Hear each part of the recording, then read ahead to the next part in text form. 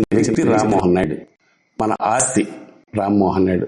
అటువంటి రామ్మోహన్ నాయుడిని విమర్శిస్తూ వారవలేనితనం అది. మీరు 14 నుంచి 19 వరకు ఏం చేశారని ఒకసారి చూసుకోవాలి. గురువింద గింజకి దాని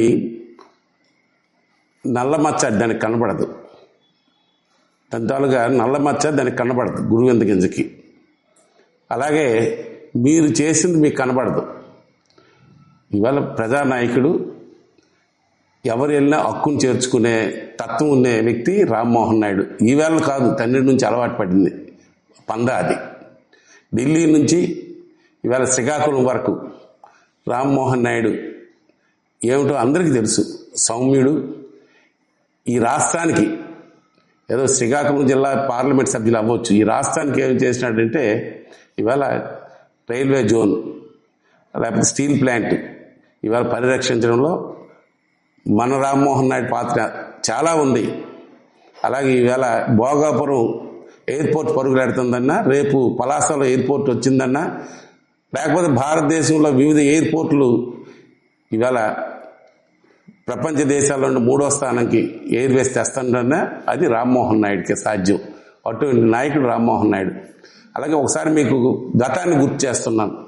14 నుంచి 19 వరకు సుమారుగా 1400 కోట్ల రూపాయలు మూసిదార స్టేట్యూ కింద ఖర్చు పెట్టడం జరిగితే మీరు 400 కోట్లు ఖర్చు పెట్టారు. 1400 కోట్లు మూసిదారికి సంబంధించి. అవేళ నీరు చెట్టు గురించి ఎక్కడ పూడికలు తీత కానీ, సప్రెస్ వీర్స్ బాగు చేయడం కానీ, కాలువలు అభివృద్ధి చేయడం కానీ, ఒక పక్క బ్యారేజ్ని ప్రొటెక్ట్ చేయడం కానీ వేల కోట్ల రూపాయలు ఖర్చు పెట్టి ఈ జిల్లాని సాగునీరు రంగానికి పెద్దపీట వేసిన ఘనత మా తెలుగుదేశం పార్టీది, మా ఎంపీది. దాంట్లో అతను భాగస్వామ్యం ఉంది. మీరు 5 సంవత్సరాలు ఉన్నారు, మంత్రులుగా చేసినారు. మీరేం చేశారు? కేవలం 400 కోట్లు రిజర్వాయర్ గురించి కేటాయించినారు. అదే మేము 11 నుంచి 1400 కోట్ల రూపాయలు రిజర్వాయర్ పనులు కేటాయించాం. మళ్ళీ అధికారంకి వచ్చిన తర్వాత మళ్ళా పనులు ఊపందుకున్నాయి. ఈ కొద్ది కాలంలోనే మళ్ళా నిధులు మంజూరు చేసి పనులు స్పీడ్ అందించాం. ఈ రాష్ట్రాన్ని బస్సు పట్టించారు, ఆర్థికంగా ఇబ్బందులు పెట్టారు. అయినప్పటికీ ఇవాళ నారా చంద్రబాబు నాయకత్వంలో, మా రామ్మోహన్ నాయుడు గారి సారథ్యంలో ఇవాళ మళ్ళా రిజర్వాయర్ పనులు ప్రారంభించాం. నేరేడు బ్యారేజ్ అనేది చాలా సున్నితమైన విషయం, మీకు తెలుసు. కారణంటే 2 రాష్ట్రాల మధ్య ఉండే సమస్య అది, కోర్టులతో కూడుకునే సమస్య అది. ఇది పరిష్కారానికి ఇప్పటికే పలు దఫాలు కేంద్ర మంత్రులతో అతను సమావేశం ఏర్పాటు చేయడం, ముఖ్యమంత్రి గారి దృష్టిలో పెట్టడం, మరి ఒరిస్సా ముఖ్యమంత్రితో కలిపి ఉత్తర ప్రత్యుత్తరాలు జరపడం చేస్తున్నాడు.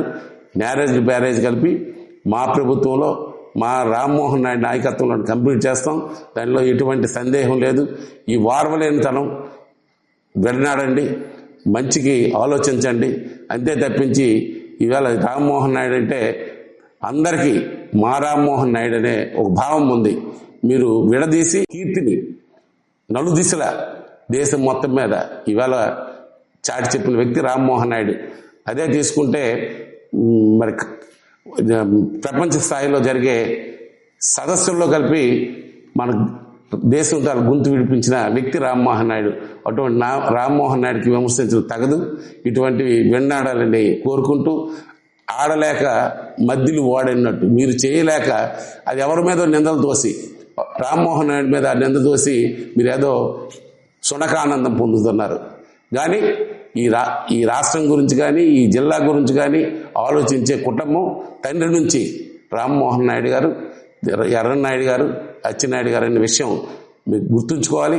చంద్రబాబు నాయకత్వంలో ఏదైతే దగాపడ్డామో, ఏదైతే అన్యాయం చేయబడ్డదో ఈ జిల్లా తాలూగా సమస్యల్ని పరిష్కరించడంలో రామ్మోహన్ నాయుడు వెనక మేమంతా ఉండి ముందుకు తీసుకెళ్తామని ఒకసారి ఈ వేదిక ద్వారా నేను తెలియజేస్తున్నాను. పార్టీ నాయకులు మా యువ నాయకుడు రామ్మోహన్ నాయుడిని విమర్శించడం వారి తాలూకా అవివేకం.